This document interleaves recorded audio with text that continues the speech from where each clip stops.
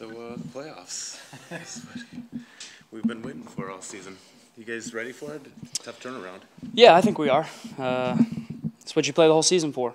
Obviously, if you don't get a chance to win the Open Cup or win the Supporter Shield, you got nothing left. This is all you have. And so I think a goal of ours going into the season was make the playoffs. That's the bare minimum requirement for success. And we've accomplished that goal. And now your goals have to reset. Now that we're in the playoffs, we're going to go for it. And I think there's no other way to look at it. Play like there's no tomorrow. Use any cliche that you want. But at the end of the day, there's only going to be one team happy at the end of the season, and that's the team holding the MLS Cup. So 12 teams qualify. It's a low bar, and we're happy that we've turned the season around. From the past couple years to what we've accomplished this year. But again, I mean, you're not in this business to just make the playoffs and appreciate it. You're in this business to win championships, and I know that this club is really anxious and eager to prove ourselves on the highest stage. How does the game change in the playoffs? Is it more physical, tactically different? It's incredibly different in every sense of the way. I can't stress that enough. The little details, they become even finer. The margin between winning and losing is so thin that the team that is sharper on the day, the team that is more physical on the day, the team that works harder on the day, that's usually the team that's going to give themselves the best chance to win. Now, you have to obviously add in quality, to go along with that. But playoff games are not like regular season games. They're just not. And then add on to that the fact that it's one game in 90 minutes for the right to advance, and that just amplifies everything even bigger. So for me, everything you said, the physicality, the effort, the heart, the energy, all that has to be at an incredibly high level, because if it's not, especially playing against a team like the Red Bulls, you're in for a really rough night. It seemed like at the beginning of the year when you guys were going good, the midfield was the strength of the team. Have injuries made the midfield something of a weakness, or weakened it at least?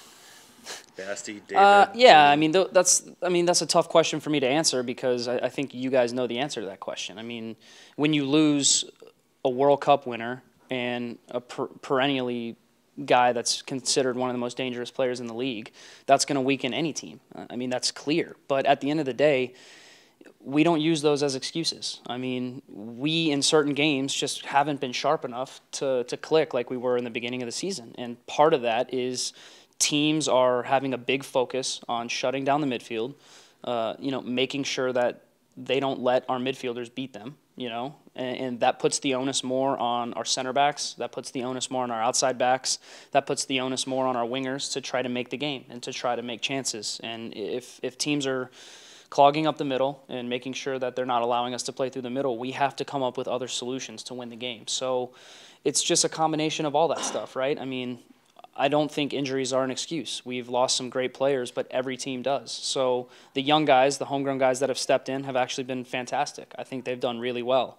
You can see that there's a little bit of cohesion that's missing, I'll say, because when you have young guys, usually it's a little bit of a roller coaster. You get some great games, you get some poor games, but with all that mixed in, I think they've done really well for us. And so at the end of the day, yes, we do miss a couple players, but every team goes through it, and you need to have depth if you want to win MLS Cup. No team is going to go throughout a whole season playing with the same 11 players, so that's not an excuse. How important is having playoff experience when you get there? I think it's important, for sure. I think that especially a team like the Red Bulls, who they've been in the trenches, and I know firsthand that team has been through some battles, and they've had a lot of heartbreak, and they've had guys that have been in really big games before. And I think we have too, but to a little bit of a lesser extent. And so I think playoff experience is important because you know what to expect. You know what to expect from the crowd. You know what to expect from the opponent. You know what type of game you're going to be in. And in a sense, that helps settles the nerves a little bit. But with guys that are playing in their first playoff games, there are going to be nerves. And they're going to be a little bit anxious. I mean, that's just the nature of playing in big games. But this is why you put the boots on, to play in games like this. And I know that our young guys and our even to a certain extent, our older players who haven't been in playoff games before, I know that they're anxious for it and they're ready for it. And there's no recipe for success in the playoffs. You work hard, you hope that some things bounce your way, and at the end of the day, you see who comes out on top.